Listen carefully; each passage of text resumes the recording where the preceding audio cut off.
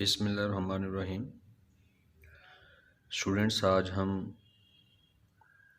Chapter 26 में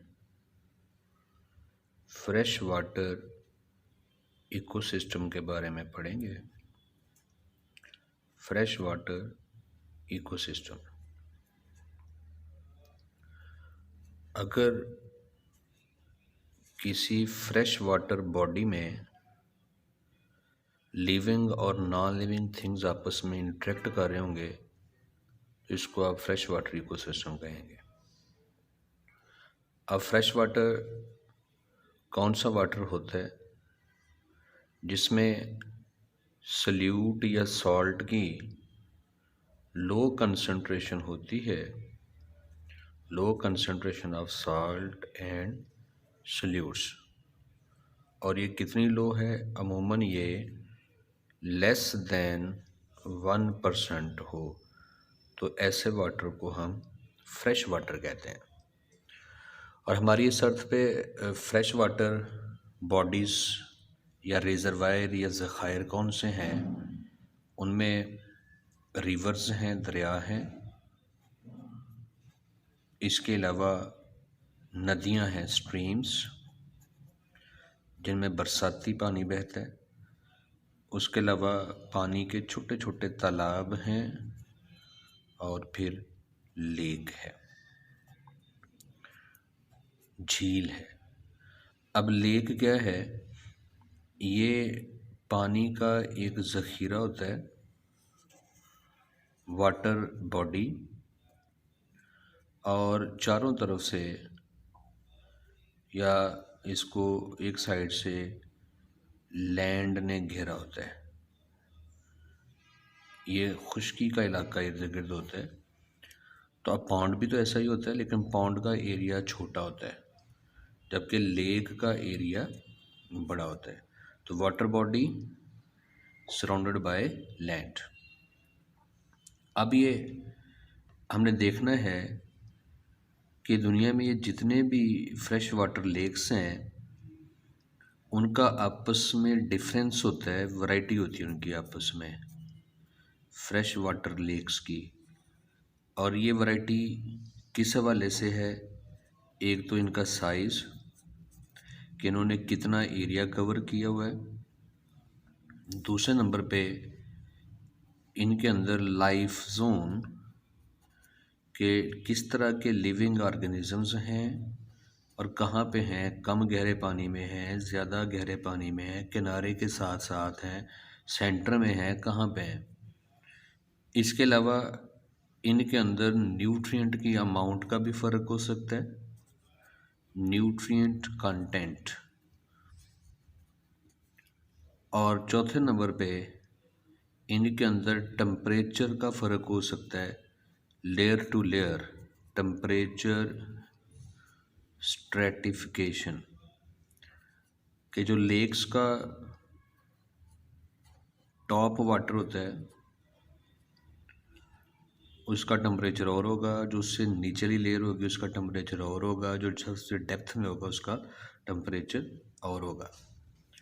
तो lake के अंदर पानी की गहराई का फ़र्क है और उस लिहाज से टेम्परेचर का भी फ़र्क है। और पांचवा फ़र्क डेप्थ का भी हो सकता है, डिफरेंट लेक्स की डेप्थ भी डिफरेंट होती है। लेकिन लेक का साइज़ जो भी हो, उसकी डेप्थ जो भी हो, लेकिन उसके अंदर लिविंग ऑर्गेनिज़म तकरीबन एक जैसे होते हैं। हाँ, उन लिविंग ऑर्गेनिज़म की तादाद का फ़र्क ज़रूर हो सकता है, लेकिन टाइप ऑफ स्पीशीज़ तकरीबन एक जैसी होती हैं। तो इसको हम अब एक डायग्राम की मदद से देखेंगे। एक फ्रेश वाटर लेक के उसके कितने पार्ट्स हैं और उसके अंदर कौन कौन से लिविंग ऑर्गेनिजम्स हैं। तो इस सिलसिले में हम एक डायग्राम की मदद लेंगे। हम इसे एक लेक, ये लैंड है लेक के इर्द गिर्द, और इधर से भी ये लैंड एरिया है, ये खुश्की का इलाका है। ये this is the land area. इधर से भी और इधर से भी। और इस लैंड एरिया ने घेरा हुआ है एक लेक को, और वो लेक मैं ड्रॉ कर रहा हूँ इधर से और इधर से, ये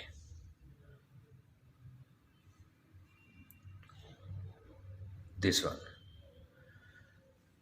अब यहाँ तक जो मैंने ये एरिया ड्रॉ किया है, यहाँ तक झील का वो हिस्सा है जहाँ पे पानी बहुत कम है, गहरा है, गहरा पानी, कम गहरा पानी है, इधर से भी और इधर से भी।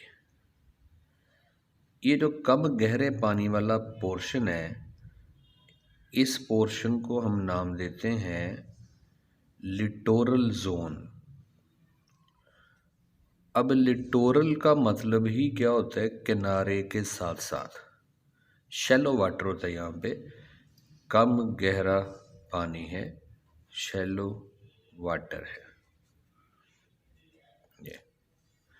उसके बाद यहाँ से दूर आगे ये जितना भी एरिया आपको नज़र आता है किनारों पे खड़े होकर दूर, ये झील का ओपन वाटर एरिया होता है, ओपन वाटर जोन। और इसके भी हम आगे दो पार्ट कर लेते हैं।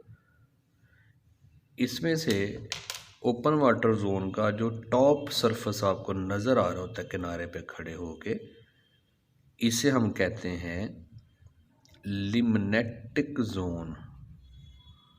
लिमनेटिक जोन, सरफेस वाटर भी कह सकते हैं।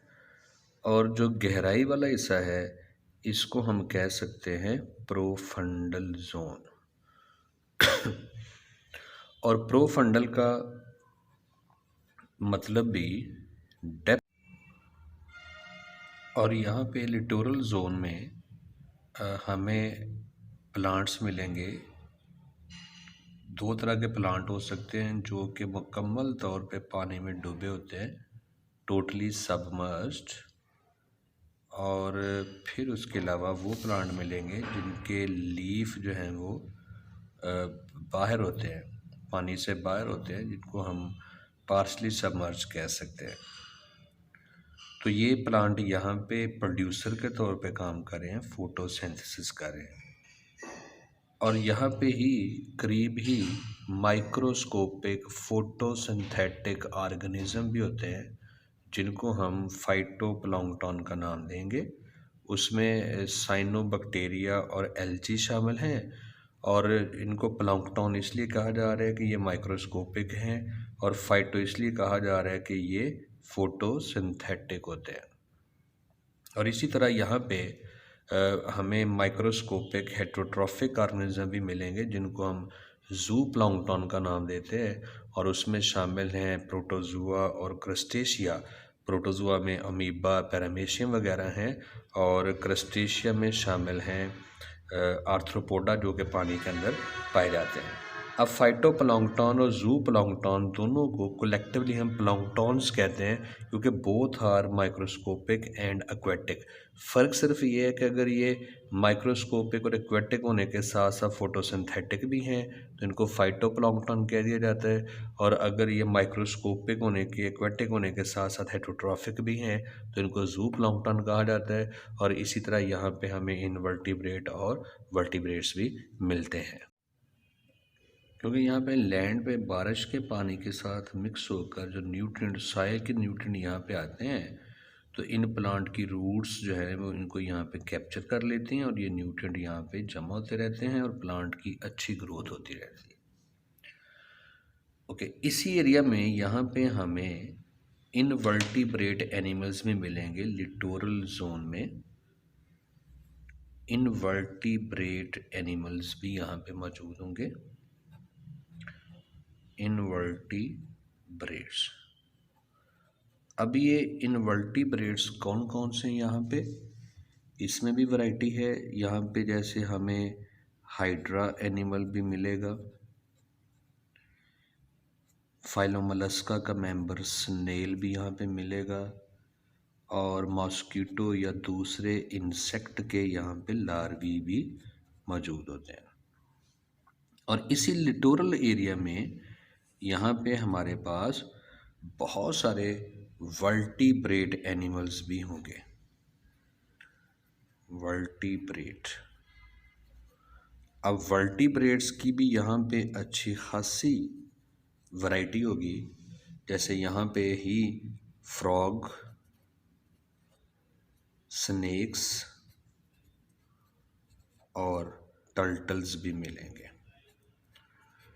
तो ये लिटोरल जोन को ओवर हम देखें अगर, तो यहाँ पे प्लांट भी हैं एज प्रोड्यूसर और फाइटोप्लैंक्टन भी एज प्रोड्यूसर मौजूद हैं और कंज्यूमर के तौर पे माइक्रोस्कोपिक जूप्लैंक्टन भी हैं, इनवर्टिब्रेट एनिमल्स भी हैं, वर्टिब्रेट एनिमल्स भी हैं। तो हम झील के इस हिस्से को, लिटोरल जोन को, लाइफ के हवाले से रिच पोर्शन का नाम दे सकते हैं कि यहाँ पे वैरायटी ऑफ स्पीशीज़ मौजूद हैं, वैरायटी ऑफ लिविंग ऑर्गेनिजम्स मौजूद हैं। अब हम आ जाते हैं ओपन वाटर की तरफ, और ओपन वाटर का फर्स्ट पोर्शन है लिम्नेटिक जोन। अब यहाँ पे चूँकि नीचे बॉटम बहुत फासले पे है, गहराई ज़्यादा होने की वजह से एटलीस्ट इस एरिया में, लिम्नेटिक एरिया में हमें प्लांट्स नहीं मिल सकते। तो फिर इस एरिया में प्रोड्यूसर के तौर पे काम कौन करेगा, इस एरिया में फोटोसिंथेसिस कौन करेगा? तो उसमें मेजर जो यहाँ पे प्रोड्यूसर होंगे वो होंगे साइनोबैक्टीरिया।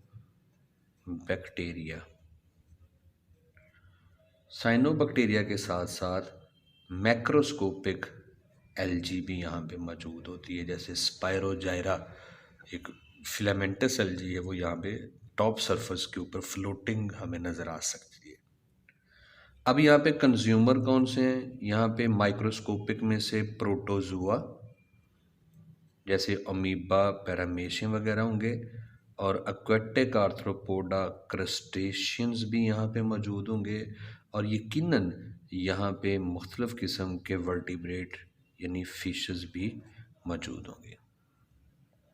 अब हम आ जाते हैं प्रोफंडल जोन में, और यहाँ प्रोफंडल जोन का बड़ा इशू ये है कि चूँकि ये गहराई वाला हिस्सा होता है तो यहाँ पे लाइट इतनी ज़्यादा पेनिट्रेट नहीं करती कि यहाँ पे जो है वो कोई फोटोसिंथेटिक ऑर्गेनिज्म ग्रो करे और यहाँ पे फोटोसिंथेसिस हो सके। यानी फ्रेश वाटर इकोसिस्टम में, लेक में यहाँ पे प्रोड्यूसर्स नहीं है एज इट जो फोटोसिंथेसिस कर सकें।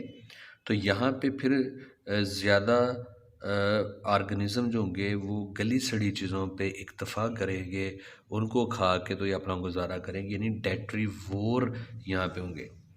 अब एक्चुअली होता क्या है कि ये लिम्नेटिक जोन में से जितने भी ऑर्गेनिज्म की डेथ होती है और ये लिटोरल जोन में जितनों की भी डेथ होती है, सबकी डीकम्पोजिशन होगी, और उस डीकम्पोजिशन से जो ऑर्गेनिक मटेरियल होगा डेट्राइटस, वो इस प्रोफंडल जोन में पहुंचता रहता है। लिम्नेटिक जोन में से भी डूब कर ही नीचे डेट्राइटस पहुंचा है ऑर्गेनिक मैटर, और लिटोरल जोन वाला भी फ्लो करके इधर आ रहा है।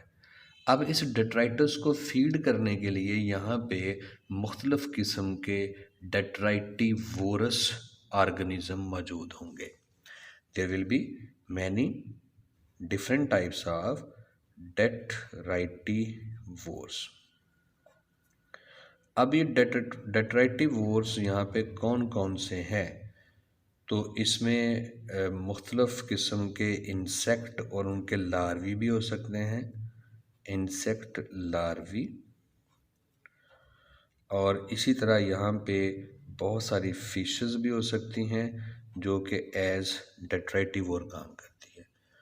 तो ये है सारी लाइफ एक फ्रेश वाटर लेक की, और तमाम फ्रेश वाटर लेक्स में इसी तरह के लाइफ है। सिर्फ फ़र्क हो सकता है किस लिहाज से, size, nutrient content, temperature, stratification, depth का, और फिर इनमें से हर एक स्पीशीज़ की आगे टाइप का, उनके नंबर का फ़र्क हो सकता है। That's all about fresh water ecosystem.